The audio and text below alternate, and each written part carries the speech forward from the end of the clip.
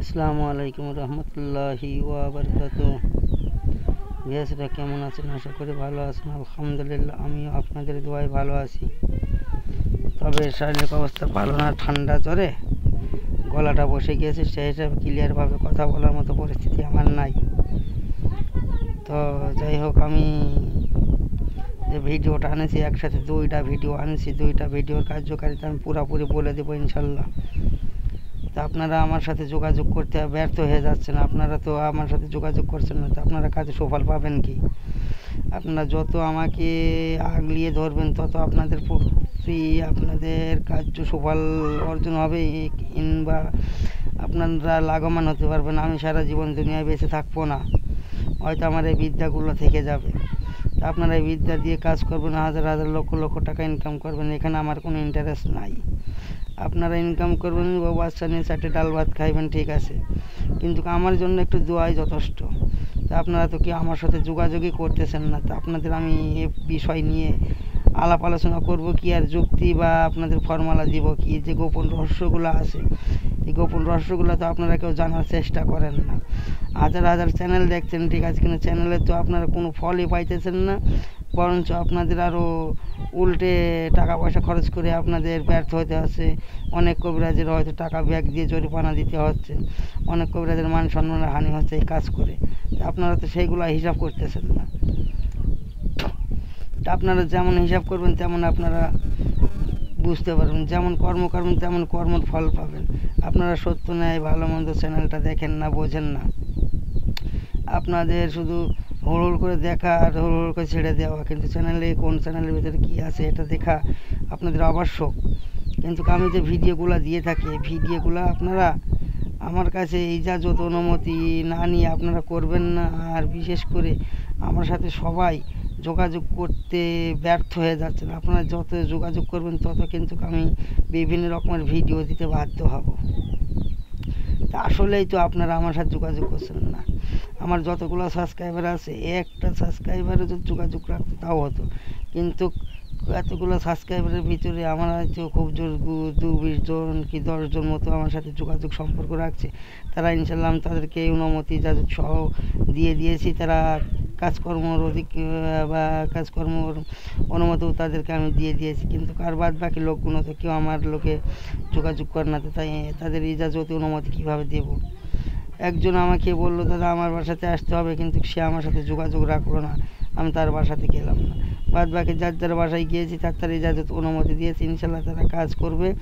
আর তাদের কাজের অনুমতি আমি এখনও বলছি, হ্যাঁ তারা কাজ করবে, তারা কাজ করবে, তারা কাজ করবে। তাদের কাজের কোনো সময় বেঘাত ঘটবে না, তারা ইনশাল্লাহ সফল পাবে। আর যদি কোনো কাজে ব্যর্থ হয় তার জন্য আমি আছি, সে কাজ আমি পরবর্তীতে ফের রিপ্লাই দিয়ে তাকে আমি বুঝাইয়া দিব। আমি নতুন করে আবার কোনো পদ্ধতি দিব যাতে তারা ব্যর্থ না হয়, তাদের মান সম্মানের হানি না হয়।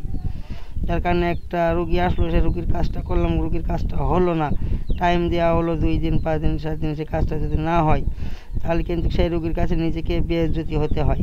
তাই বেইজ্জতি যাতে না হয়, আমার শিষ্যবৃন্দদেরকে, আমার ভক্তদেরকে আমি সেই রাস্তায় নিয়ে যাব ইনশাল্লাহ, যদি আল্লাহ হায়াতে বাঁচায় রাখে।